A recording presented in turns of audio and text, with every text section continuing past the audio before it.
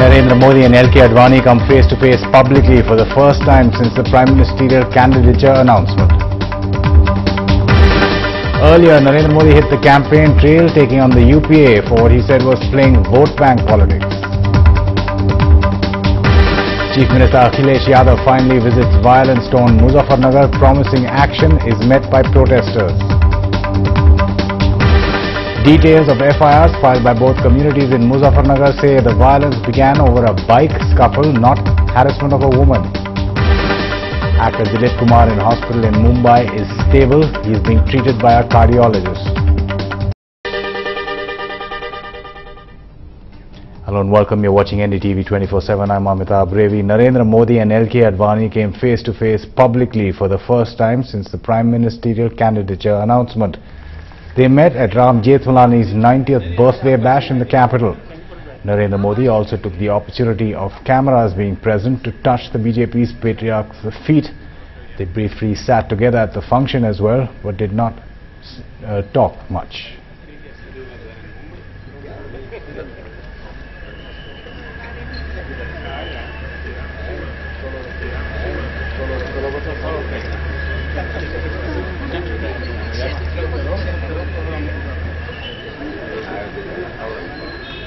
Earlier, 2 days after his elevation as the BJP's Prime Ministerial candidate, Narendra Modi hit the campaign trail, taking on the UPA for playing vote bank politics. He said politicians should learn the meaning of secularism from the armed forces.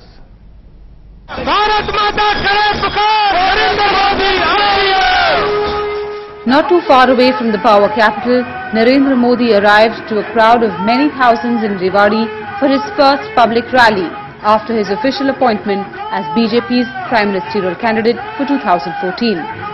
For those who couldn't make it in person, there was a special dial-in number to listen to his speech live on the phone.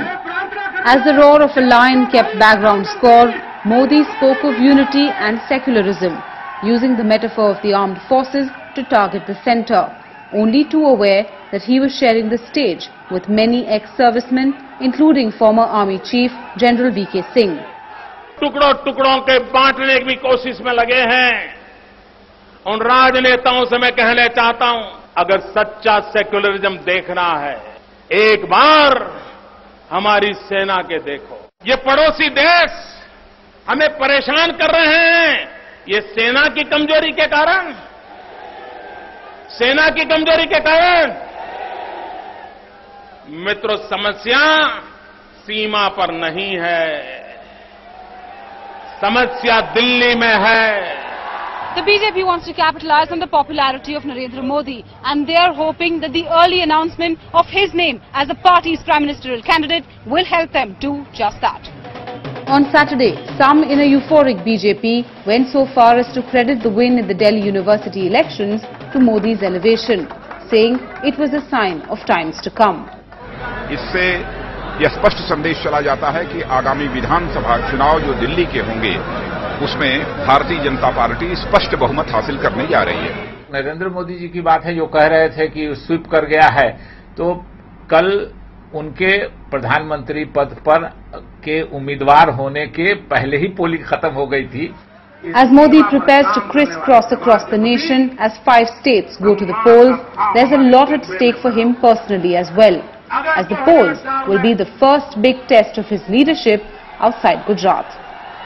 In Rewari in Haryana, with camera person Sudesh, Ketki Angre for NDTV.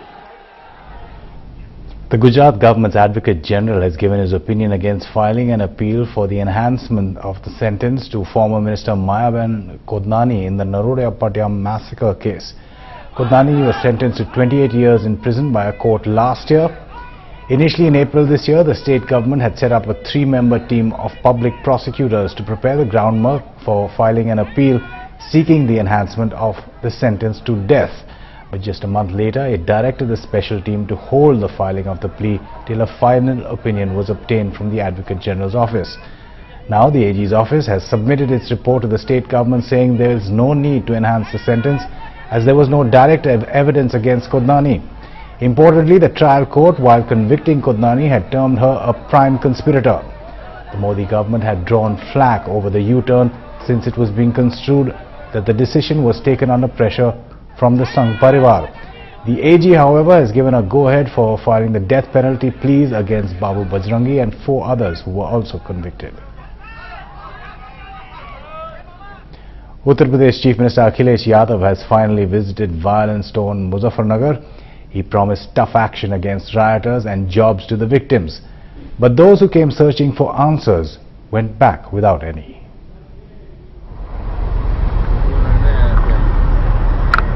A week after clashes broke out in Muzaffarnagar, Uttar Pradesh Chief Minister Akhilesh Yadav finally landed in the communally torn district. His first stop, the village of Kawal, where it all started, with the death of 3 young men. But before Akhilesh Yadav could offer words of comfort to grieving families, he was greeted with black flags. And only a handful got an audience with the Chief Minister. हमारी प्रशासन ने कोई सुनाई नहीं करी, एक तरफा हो गया सब काम। ये लड़का हमारा प्लान से कत्ल किया है। While handling the situation here at Muzaffarnagar, the Akhilesh government was seen to be pro-minority, which is why it was important for the Chief Minister to strike a balance and meet victims from both sides. जो बेगुनाह लोग हैं उनको तत्काल रिहा किया जाए और जो दोषी हैं CBI जांच करा करके दोषियों के खिलाफ कार्रवाई की जाए। At the Eidgah in Basikala village, which is now a refugee camp, 4,000 people gathered. Their wounds still fresh, the fear still palpable. It's in refugee camps like this one where the enormity of the humanitarian crisis will hit the young Chief Minister. People here have lost their homes, their livelihoods. They live in fear and never want to return to their villages. Mohammed Shaukat's brother has been missing since their house was burnt down in the village. He says he'll never return to Kutba that reminds him of death and senseless killings. हमारा जमीन ऐसे कांप उठाया कि कभी जिंदगी में भी नहीं अपने गांव जाएंगे, हम मर जाएंगे लेकिन अपने गांव नहीं जाएंगे. The Chief Minister tried to provide the healing touch with jobs for the families of those who died, promising tough action against rioters. अभी कमीशन हमने बैठा दिया है और कमीशन के माध्यम से जो सही होगा उस पर तुरंत सरकार कार्रवाई करेगी. But he failed to provide answers to vital questions like why the violence first erupted and why innocents were killed. As he returns to Lucknow, Akhilesh Yadav braces for another storm as the opposition sharpens its knives for Monday's assembly session. But perhaps bigger than the political challenge is the task of restoring decades-old faith and trust between the two communities, which has been the biggest casualty of these riots. With Tanuma Biswas and Anand Zanane, Amitabh Revi, NDTV. NDTV has exclusive access to the FIR details of the murders of 3 young men from the villages of Kawal and Malikpura in the Muzaffarnagar district. These FIRs suggest that the clashes between the two communities started over a bike accident and not over a young woman being harassed, as has been reported all this while. Tanuma Biswas reports. 2 cases were registered related to the Kawal deaths of 3 young men. We have accessed details of the FIR which interestingly show that the altercation between the two communities actually started over a bike accident. Interestingly, this is very different from the narrative that has been followed by political parties so far and even by some of the local villagers who claim that one of the girls from the Jat village from Malikpura had in fact been teased by one of the boys from Kawal village. A Muslim boy who eventually ended up dying because of the fight that took place following that. But the FIR that has been lodged by the police clearly mentions that it was an altercation over a bike accident and not really about any woman being harassed or stalked. So have the facts been distorted by some people, interested parties with vested interest who would have probably capitalized on this slogan that women were in fact at threat because of certain people from the minority community living in the adjacent village. Remember the Mahapanchayat that had in fact been organized last Saturday, following which the communal clashes took place because lots of inflammatory speeches were made on that stage. That had the slogan, the Mahapanchayat had the slogan of Bahu Bachao, Beti Bachao. So was this actually a campaign taken on by certain people who had distorted the facts about what had actually happened at Kawal, or was the incident of stalking or harassment of this particular woman hidden from the police officers. It was not registered in the initial FIR that had been filed because they wanted to save some humiliation for the woman and keep this incident under the wraps.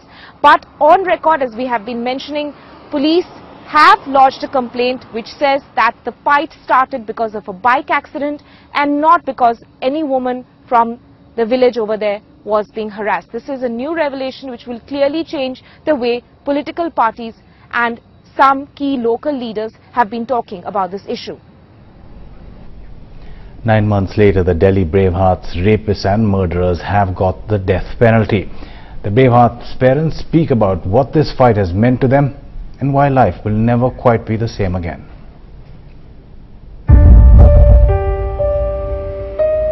This is how the Braveheart is remembered by her family. An ambitious young girl who fought against all odds to chase her dream to become a physiotherapist.